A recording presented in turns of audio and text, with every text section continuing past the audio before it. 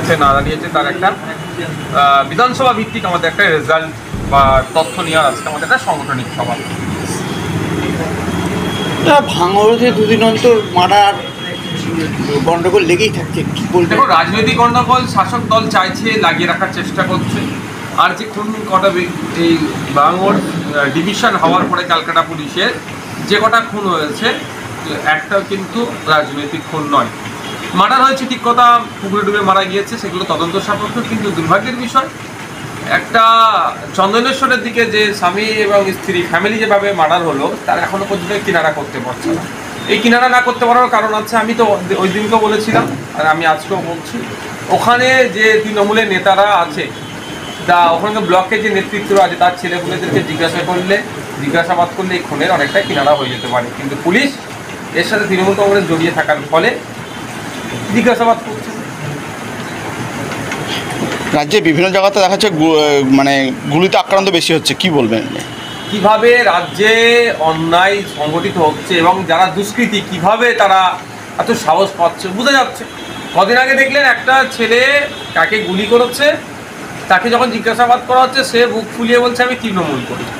এবার তার অভাব অভিযোগ কী আছে সেটা তদন্ত সাপেক্ষ, কিন্তু কিভাবে আমি তৃণমূল করি মানে ও বুঝিয়ে দিচ্ছে যে আমি তৃণমূল করলে 7 খুন মাপ। এই জন্য এই দৌড়াতে বেড়ে যাচ্ছে। গতকাল রাত্রে আপনি বলুন না, একটা কলকাতার বুকে একটা কাউন্সিলরকে হত্যা হয়ে যেত, মানে ওর ভাগ্য ভালো, ওর আয়ু ছিল বলে টিকারটা টিপার পরেও আপনার বন্দুক থেকে গুলি বার হয়নি। মানে কোন আমরা সেফেস্ট সিটি বলা হচ্ছে, অনেক কথা বলা হচ্ছে কলকাতাতে, কেন এই অন্যায়গুলো হচ্ছে? খোঁজ নিলে দেখা যাবে এই সমস্ত অন্যায়ের পেছনে তৃণমূল কংগ্রেসের কোনো না কোনো লেভেলে নেতারা জড়িয়ে আছে। ফলেই তারা দুষ্কৃতি মানসিকতা নিয়ে চলছে।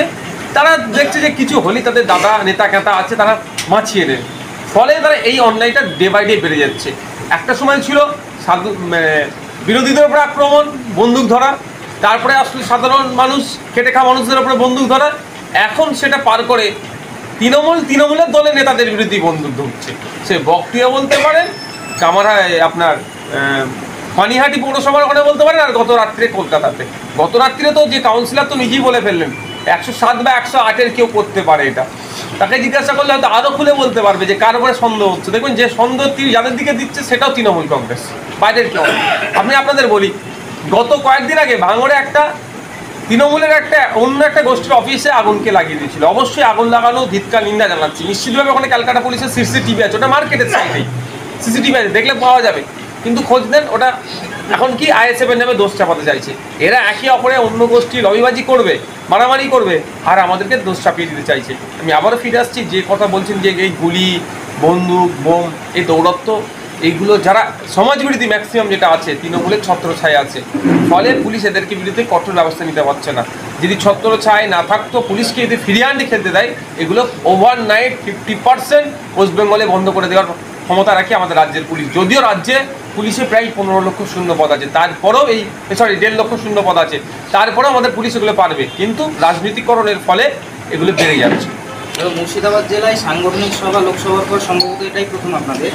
তো সেখানে দাঁড়িয়ে গত 2021-এর বিধানসভা নির্বাচনের ফলাফলের ভিত্তিতে লোকসভা নির্বাচনের ফলাফলে আপনারা কতদূর এগিয়েছেন বা পিছিয়েছেন, কি মনে হচ্ছে আগামী কি? তারই তথ্য নেওয়া চলছে। বুধভিত্তিক আমরা 21-এ যে বুথে কোন জায়গায় ছিলাম, 24-এ ইলেকশানে আমরা কোন জায়গায় ছিলাম, সেগুলো নিয়ে এখন আলোচনা চলছে। সেটা নিয়ে আমাদের বিশ্লেষণ হচ্ছে। এই বিশ্লেষণ করে আগামী দিনে অর্থাৎ 2026 সালে আমরা কোথায় কোথায় কন্টেস্ট করবো, মুর্শিদাবাদে এই 22টা সিটের মধ্যে আমরা কোন কোন জায়গায় কন্টেস্ট করবো না করবো, সেগুলো নিয়ে আমাদের এখন পর্যালোচনা করছে। রাজ্যের ট্যাব দুর্নীতি নিয়ে কী বলবেন? দেখুন, আমি বারবার বলে আসছি, যেদিনকে খবর প্রথম মাল্লাটা হয়েছিল যে এই পড়ুয়ারদের ট্যাবের টাকা অন্য অ্যাকাউন্টে চলে গেছে, তখনও কিন্তু খুঁজে বার হয়নি কারা দোষ করেছে। সেই দিনকে বলেছিলাম যে খোঁজ নিলে দেখা যাবে তৃণমূল জড়িয়ে আছে। আস্তে আস্তে দেখছেন কীভাবে তৃণমূলের নেতা কেতা বা নেতার ছেলে, নেতার ভাইপো বা নেতাই জড়িয়ে আছে, বোঝাই যাচ্ছে। এইগুলো তৃণমূল না যুক্ত থাকলে এই ধরনের অন্যায় হয় না। পশ্চিমবাংলায় এমন একটা প্রকল্পের নাম বলুন যে প্রকল্পতে দুর্নীতি হয়নি। বিধবা ভাতা, বার্ধক্য ভাতা, আবাস যোজনা, কোন জায়গায় বাকি আছে? এই বাচ্চাদের মিড ডে মিল, আগেও তো, এখন চাল চলে গিয়েছে, এখন ট্যাগে চলে আসছে। এরা দুর্নীতি করেই এই দলটা চলছে। আর এদের দলের সর্বোচ্চ নেতৃত্ব যারা আছেন বা নেতা যারা আছেন, কঠোর ব্যবস্থা নিচ্ছে না। আবাস যোজনা নিয়ে কী বলছে, এত লক্ষ নাম বাদ দিয়ে দিয়েছে। আরে যা বাদ উঠলো কীভাবে, কারা তুললো? সেই যারা অফিসার তাদের বিরুদ্ধে কি ডিপার্টমেন্টাল প্রসিডিংস চালানো হয়েছে, শুরু করেছে? না, যা নেতাদের নেতারা 40-50 হাজার টাকা খেয়ে তুললো তাদের বিরুদ্ধে আইনত ব্যবস্থা নিয়েছে, কিছুই করছে না। জোর গলায় আবার বলছে যে এত নাম বাদ দিয়ে দিয়েছে। এগুলো তো দুর্নীতি হয়েছে, এগুলো সবসময় আড়াল করার চেষ্টা করছে। এই ট্যাবের যে দুর্নীতি বলছেন, যত দিন যাবে আরও দুর্নীতি বহিঃপ্রকাশ পাবে।